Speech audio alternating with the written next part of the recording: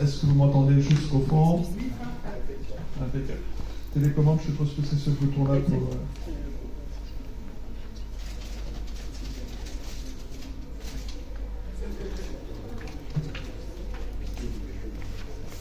Alors bonjour et merci d'être là.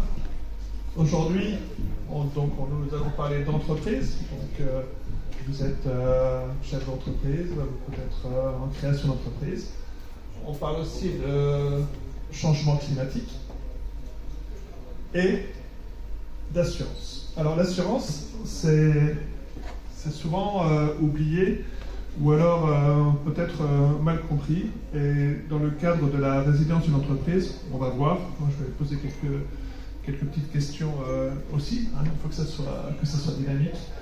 On va voir à quel niveau est-ce que l'assureur peut, éventuellement ne peut pas, est-ce que c'est obligatoire, dans quel cadre est-ce que nous sommes. Donc tout cela, ce sont des questions qu'on va pouvoir élucider, affiner aujourd'hui. Donc je représente l'ensemble de la profession des assureurs au travers du comité des assurances Antilles-Guyane.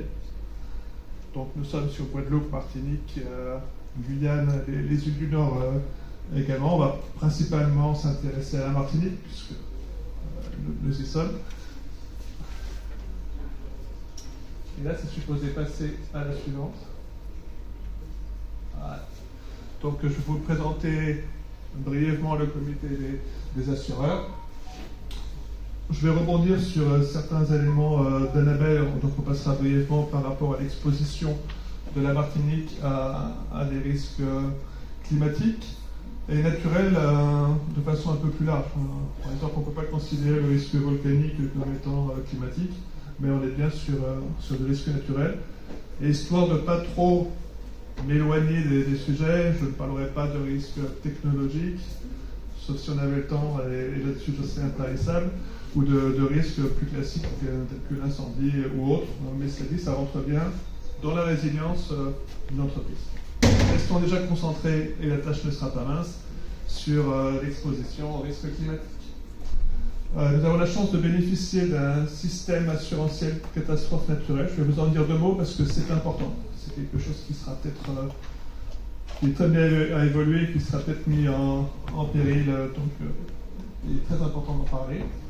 Et pour chaque entreprise, chaque activité, il y a des garanties qui existent, qui peuvent correspondre. Donc nous allons également détailler cela pour arriver sur l'axe essentiel, la prévention. La prévention, c'est vraiment donc ce qui va permettre de prendre conscience, c'est l'acculturation du risque. Il faut savoir qu'en effet, votre entreprise est peut-être exposée à quelque chose que vous n'avez pas prévu, qui pourrait devenir un jour insupportable. Et pour que ce soit rendu supportable, il y a des actions à mener. On peut s'assurer, ou pas. Donc on va avoir l'opportunité de le faire. Bon, alors les principales missions du comité des assureurs, pour être bref, c'est déjà de représenter la profession auprès des autorités, auprès du public aussi, du grand public. Donc on a un rôle d'information sur ce point-là, mais c'est aussi de préserver tout un tissu économique. Alors on voit après un gros événement climatique, par exemple, pour ce qui nous concerne aujourd'hui, on peut avoir toute une économie qui se retrouve à plat et qui pourrait mettre énormément de temps à repartir, à revenir au niveau où elle était avant. Grâce à l'assurance, il y a moyen de réduire ce temps-là et de reprendre au plus vite les activités. Et je ne saurais qu'insister sur les actions de prévention. On va en détailler quelques-unes. On parle souvent justement de la prévention des moyens de protection qu'on peut avoir par rapport à l'incendie ou autre. Et c'est vrai que par rapport au risque climatique, les moyens, la prévention n'est pas toujours évidente et les assureurs, même s'ils le font de plus en plus, ne vous proposent pas des moyens d'accompagnement pour limiter en tout cas la gravité et le coût de ces risques. Alors j'ai repris, je crois que je retrouve quelques-unes des photos d'Annabelle. Alors, le glissement de terrain notamment, l'éruption volcanique, même si c'est pas climatique, c'est tout simplement une photo de Saint-Pierre.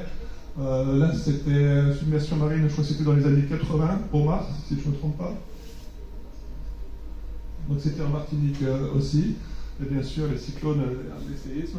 Donc tout cela, c'est ici, c'est pas une invention, c'est arrivé.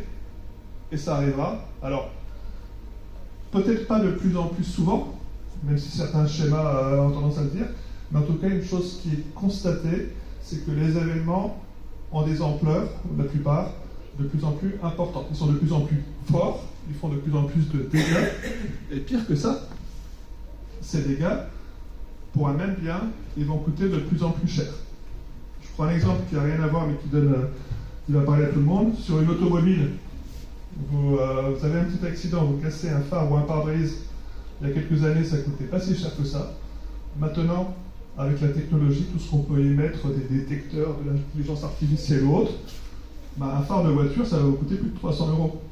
Voilà. Donc, pour changer un phare, vous payez une prime d'assurance, et la prime d'assurance, hélas, pour des questions d'équilibre, je ne vais pas rentrer dans des détails, la prime d'assurance, elle ne va pas baisser. Donc, des frais de plus en plus importants. Attention, je m'éloigne du sujet, je reviens.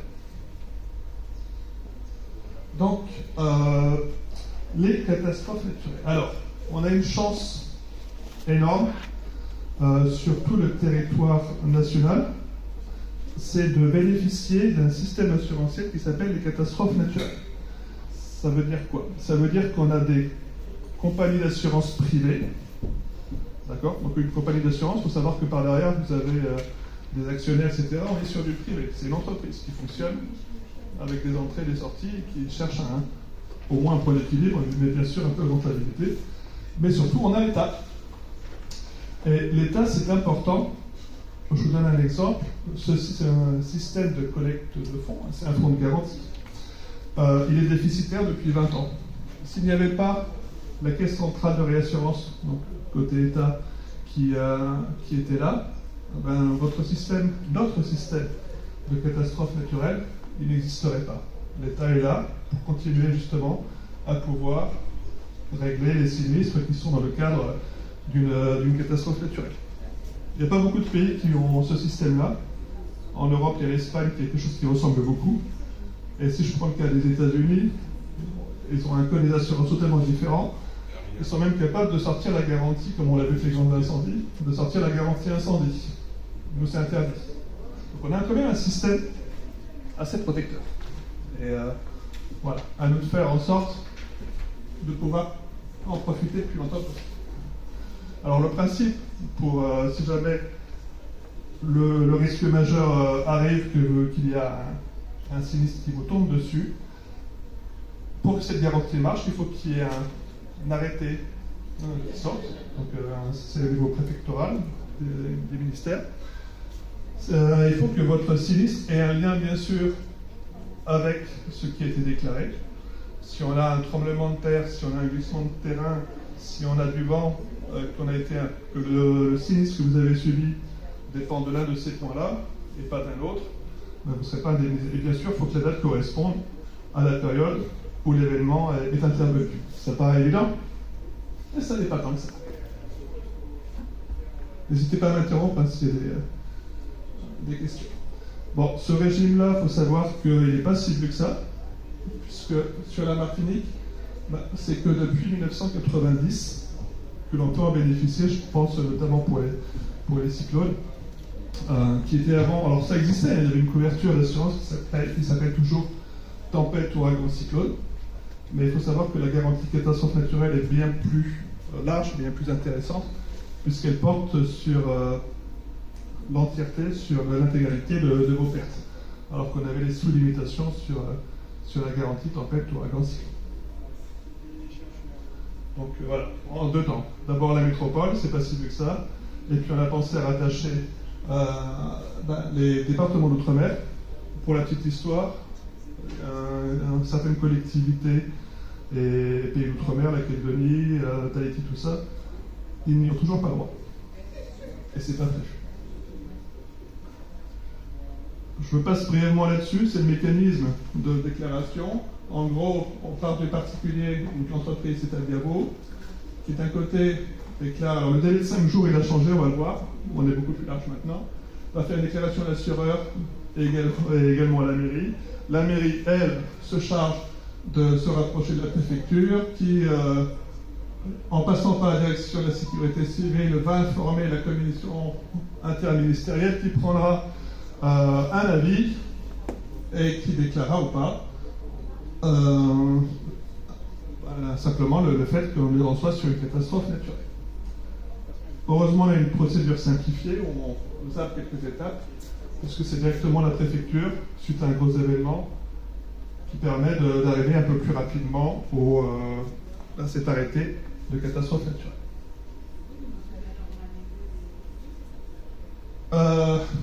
Bon, le système était un peu lourd, comme vous avez pu le voir. On essaie de l'améliorer. Quelques dates importantes.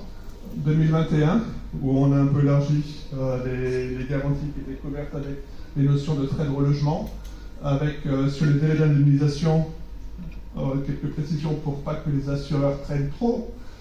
Le délai de prolongation qui était pour la déclaration, qui était de 5 jours, on a dans un premier temps passé de 10 à 30 jours, ce qui laisse un peu plus de temps pour déclarer.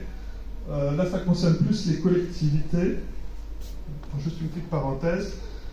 Si une collectivité n'a pas de plan de prévention des risques naturels, comme c'était le cas, c'est de moins en moins le cas heureusement, et que des événements naturels interviennent à répétition, je pense à un cyclone, à chaque fois qu'un cyclone va arriver, il y a une franchise légale qui va être doublée, histoire de responsabiliser, entre guillemets, et de mettre la pression pour mettre en œuvre un plan de prévention des risques naturels.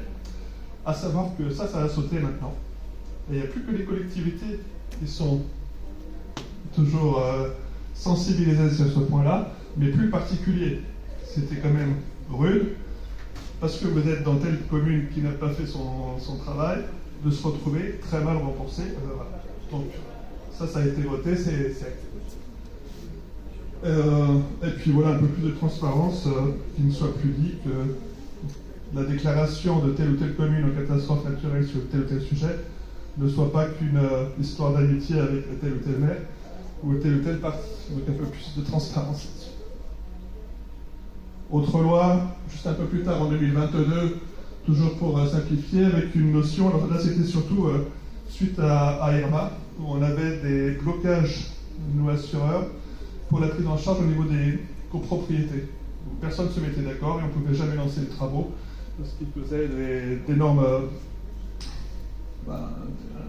problèmes. Et à titre expérimental, on a créé, ça concerne surtout les agriculteurs, l'état de calamité naturelle exceptionnelle, qui est un système totalement différent, parallèle, qui existe, et qui pour l'instant n'a pas encore été trop testé, mais voilà, à suivre si ça peut faire un peu plus. Pour en finir sur la série des lois, et avant que vous vous endormiez totalement, en 2023, voilà, on est passé de 10 à 30 jours pour la déclaration, mais pas par rapport au moment du sinistre, mais par rapport au décret des catastrophes naturelles, ce qui fait gagner encore un peu plus de temps. Et voilà, des nouveaux délais pour que l'assureur, une fois qu'il a tous les éléments, vous règle dans le mois qui suit l'évaluation de votre sinistre. Voilà. Alors dans les mauvaises nouvelles, il y en a quelques-unes.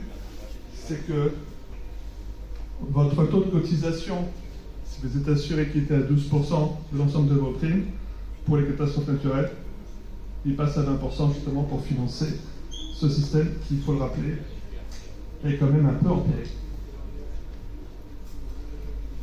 Alors, je m'adresse à la salle. Parmi vos professions, est-ce que vous êtes tous obligés de vous assurer? Est-ce que vous connaissez... Bon, déjà,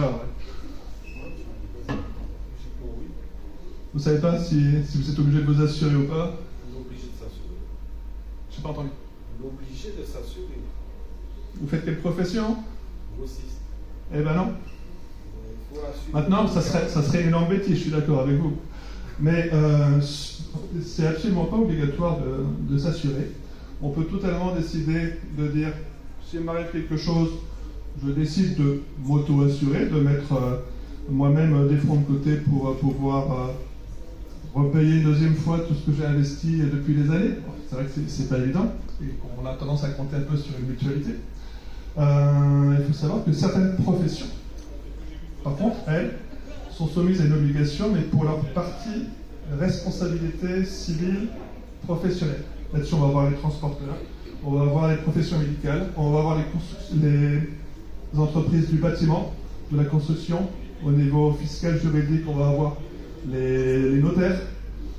Voilà, donc tout un tas de professions sont soumises, mais il n'y a rien à voir, pour revenir à notre sujet qui est le changement climatique. Là, ce sont des assurances du fait de leur propre activité. Pour se centrer sur les risques majeurs que vous pourriez subir sur votre entreprise, vous n'avez aucune obligation de vous assurer. Oui. Donc si les entreprises n'ont aucune obligation de s'assurer, est-ce que les assureurs sont obligés de les assurer si ils font une demande d'assurance? Alors là-dessus, on est sur un milieu concurrentiel et la question est totalement excellente.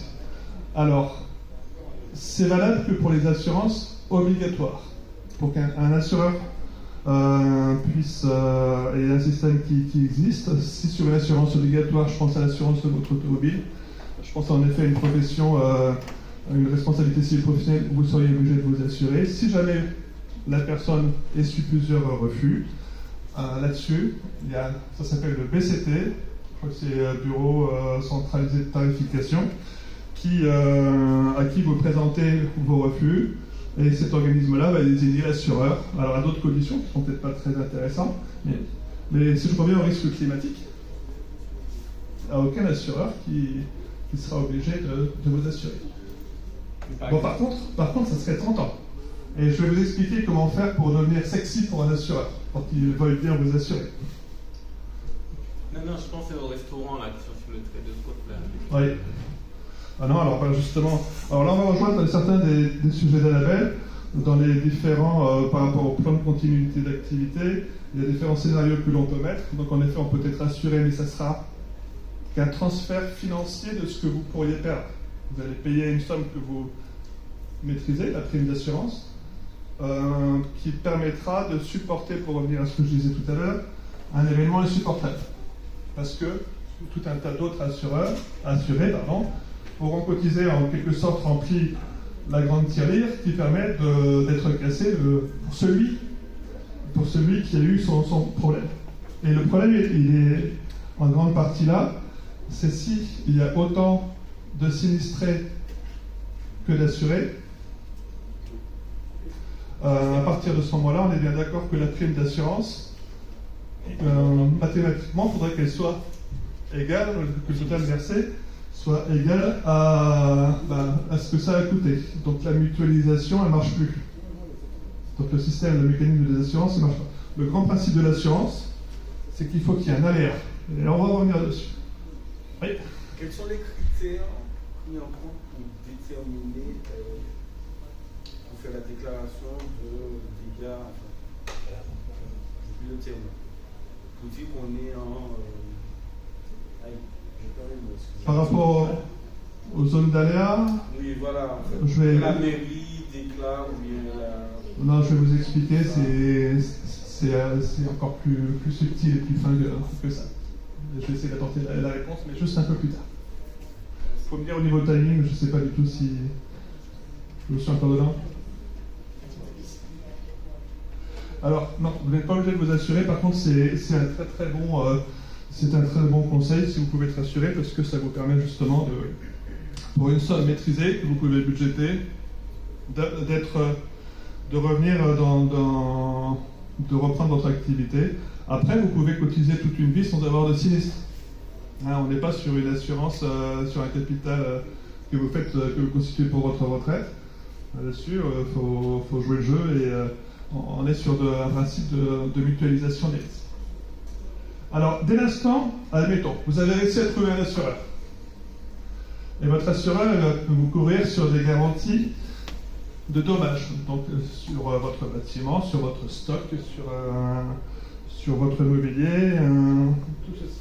Dès l'instant où vous avez un contrat, même si ce n'est pas écrit dessus, vous êtes assuré pour l'incendie, tempête, ouragan, cyclone dont on parlait tout à l'heure, les catastrophes naturelles et technologiques, et vous cotisez aussi sur un fonds de garantie pour financer les dégâts des attentats. Bon, petit clin d'œil, c'est le seul fonds de garantie qui soit super rentable, puisque les attentats, on n'en a pas beaucoup. Et si un jour on s'amusait à chercher des fonds là où il y en avait, il y en aura peut-être là. J'ai rien dit. Et ensuite, au cas par cas, selon votre activité, selon votre exposition, selon votre entreprise, tout simplement, vous pouvez dire, je vais m'assurer aussi pour le dégât des eaux. Je vais m'assurer pour le vol, pour la perte de marchandises réfrigérées, si j'en ai, pour les dommages électriques. Tout ça, ce sont des options. C'est du confort. Vous pouvez le prendre, vous ne pouvez pas le prendre. Mais les garanties, en gros, qui mettraient en péril la poursuite de votre activité, on les retrouve surtout du côté des garanties qui sont obligatoires. Sauf une qui est très importante, et là-dessus je passerai juste un petit moment, parce que s'il devait y en avoir qu'une, ça serait celle-là dans cette question optionnelle, c'est la garantie perte d'exploitation. Ça, c'est une garantie qui vous permet, en cas de cessation d'activité, vous avez brûlé, enfin, puisqu'on parle de risque climatique, votre maison a été emportée par une vague ou par le vent, vous ne pouvez plus travailler, vous ne montrez plus de chiffre d'affaires. Mais vous continuez à devoir payer votre banque au niveau des traites que vous avez. Si vous avez gardé vos salariés, vous allez continuer de les payer aussi. Vos abonnements, ce n'est pas les plus gros montants téléphoniques ou autres, ils vont continuer de tomber, même si vous ne consommez plus. Et vous n'avez plus ce chiffre d'affaires qui vous permet de payer toutes ces charges d'exploitation. Cette garantie-là, d'exploitation, vous permet justement de compenser, de remplacer le chiffre d'affaires qui serait utilisé pour ces montants-là et d'être directement injecté. Donc c'est une garantie tellement importante qu'on s'est rendu compte que sur les sinistres majeurs, 70% des entreprises qui n'ont pas souscrit cette garantie optionnelle disparaissent, tombent en faillite. Donc c'est pas une garantie qui est gratuite, vous l'imaginez, mais c'est celle qui peut tout changer pour la continuité de votre activité. On parle de résilience, on est en plein dedans. Je parle un peu des différentes activités. Alors, pour commencer à répondre à votre question, monsieur, sur comment est-ce qu'on détermine, là, le petit point rouge, on y est. C'est une des cartes. Alors, chaque assureur, ou presque, a sa propre cartographie d'exposition au risque. Alors, pas que sur les ruissellements. Là, on a le trait de côte. Je n'ai pas mis la légende, mais positif ou négatif. On a les ouvrages côtiers qui sont mis. On a... Donc ça, pour la petite information, c'est Mission Risque Naturel, qui travaille avec la plupart des assureurs, avec France Assureurs. Mais les compagnies d'assurance ont également leur propre cartographie, avec des zones d'exposition à tous ces aléas, tremblements de terre, vent et autres, qui vont d'un aléa faible. Si on parle au niveau automobile, en gros, c'est plutôt du côté bonus, avec des aléas moyens et des aléas forts. Et là-dessus, chaque compagnie d'assurance va avoir une politique plus ou moins adaptée. Soit ils peuvent dire « je n'y vais pas ». Ça ne m'intéresse pas d'assurer cette maison-là, là, parce qu'elle est dans une zone où je sais que, selon les scénarios qui ont été pondus de la part des gens, de l'organisme que vous connaissez bien, mesdames,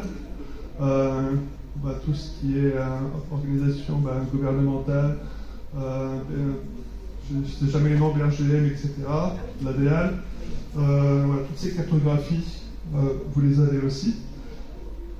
Et si on est sur un risque de forte exposition, soit l'assureur n'y va pas, soit il va vous faire payer plus cher. Mais en gros, ça se résume un peu à ça.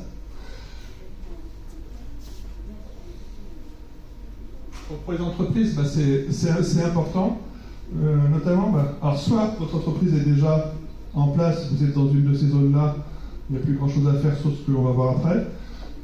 Soit avant de choisir l'implantation de votre dépôt, de votre usine ou autre, vérifiez ça, puisque ça peut avoir en effet cette influence, où l'assureur peut vous faire payer très cher, ou peut même refuser de vous assurer. Des questions? Je n'annonce pas des choses très joyeuses en ce moment, mais... Ouais, alors, sensibilisation, on est à fond dedans. Faut savoir que les assureurs, c'est valable pour la Martinique, c'est valable pour l'ensemble des dom-toms, ils ont tendance à... Déjà, ils n'étaient pas très nombreux à être présents pour vouloir assurer les risques d'entreprise, et ils le sont de moins en moins.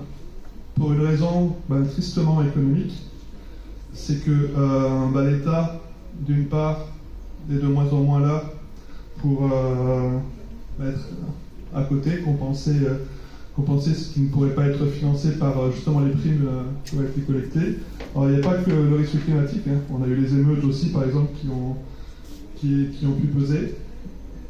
Et les assureurs vont donc demander un maximum de sélection de risques, de prévention et de mettre en face justement des moyens pour que justement l'aléa, à défaut d'être totalement maîtrisé, soit moins pris en compte et qu'on rentre dans une réflexion de prévention, d'actuation du risque.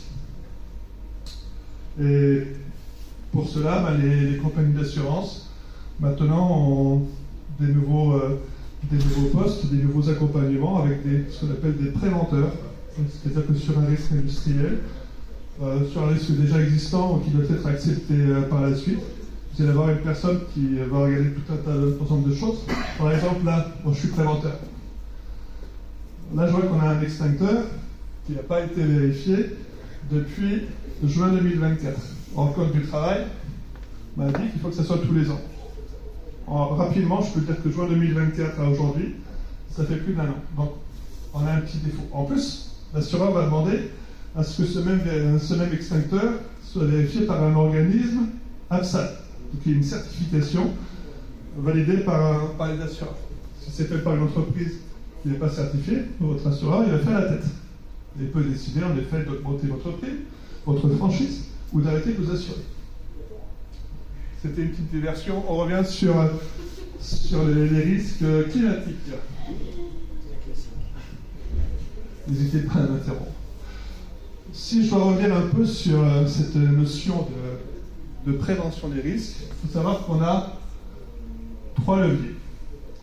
Il y a les pertes auxquelles l'entreprise est exposée.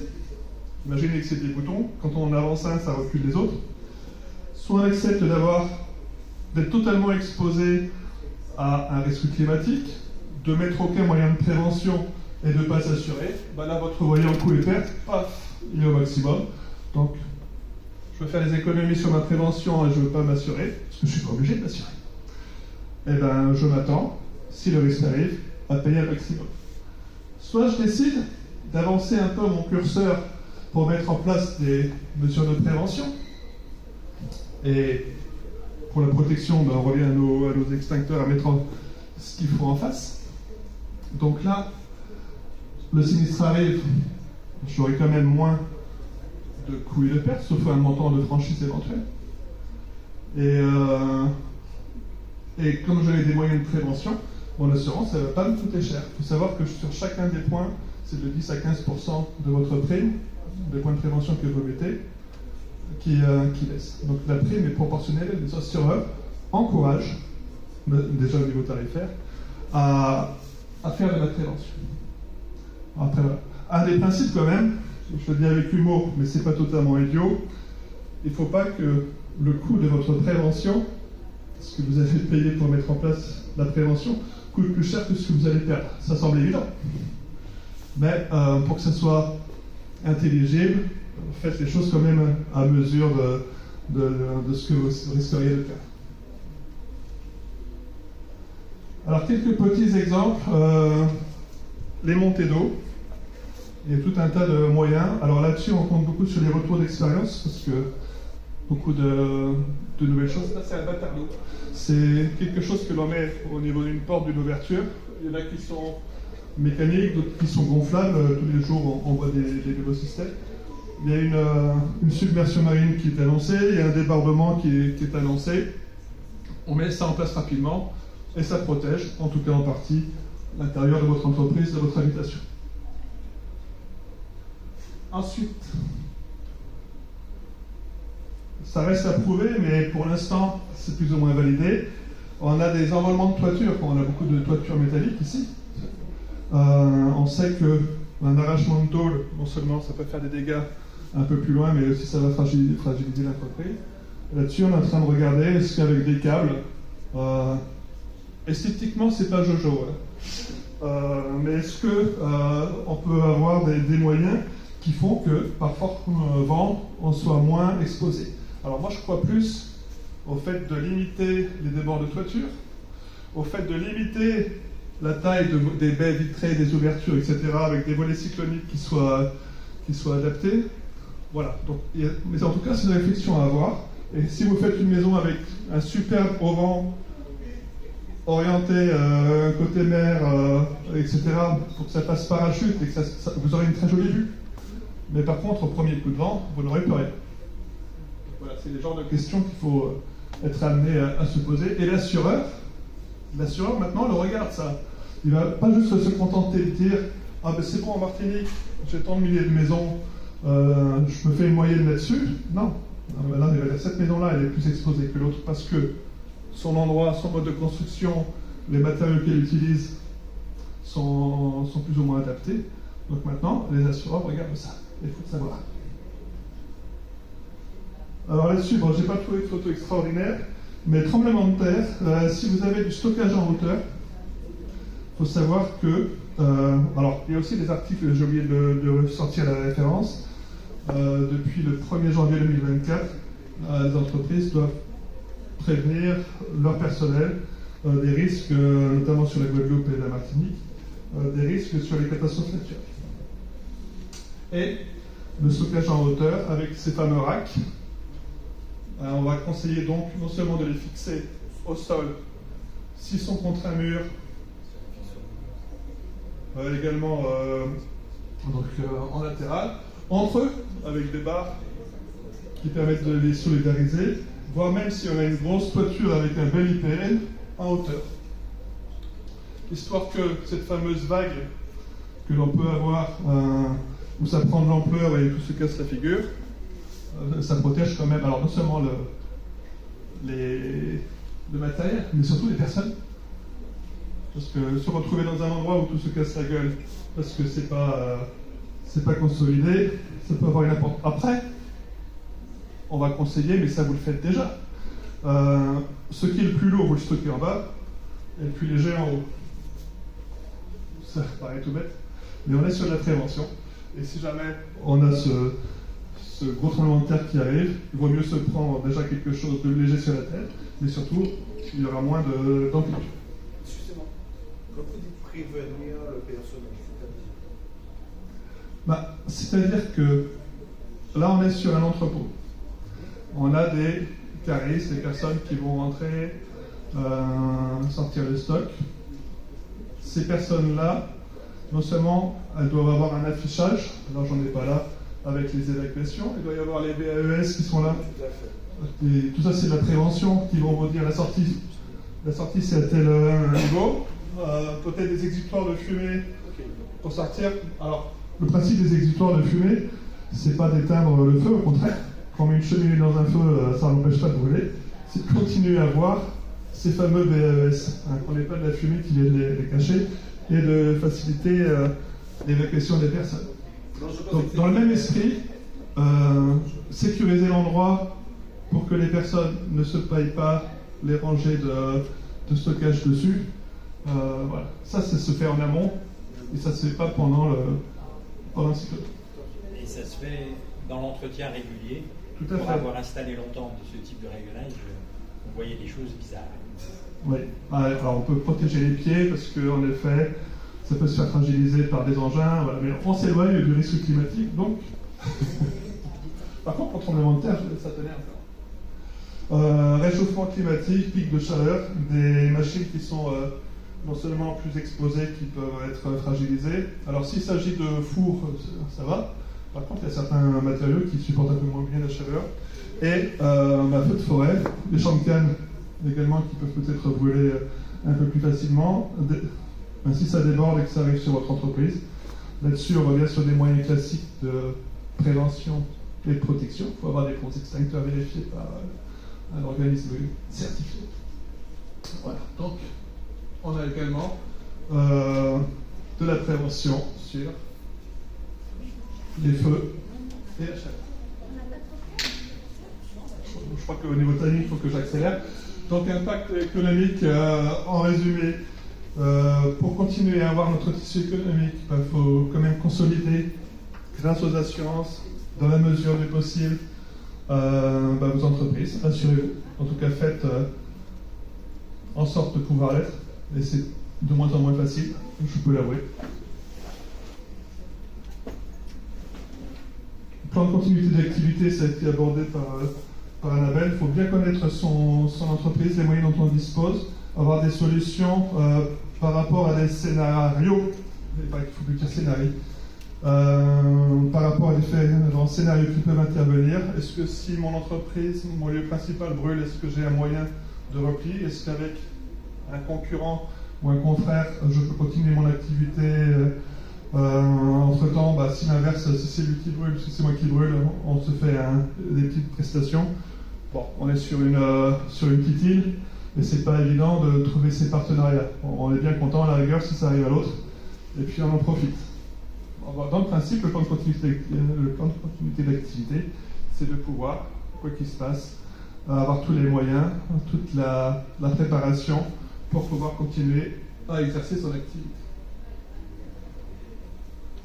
Voilà, ma conclusion, le comité des assureurs est là pour vous assurer, enfin ses compagnies, mais surtout pour faire de la prévention. Il faut dire que le principe c'est de réduire le risque zéro n'existe pas, de faire en sorte que par une bonne implantation, par les bons gestes, par les bons outils, votre risque arrive le moins souvent possible. Là-dessus, sur le climatique, on ne peut pas faire grand-chose, mais surtout que s'il arrive, il vous coûte le moins cher possible, qu'il y ait une bonne maîtrise. Voilà. Merci.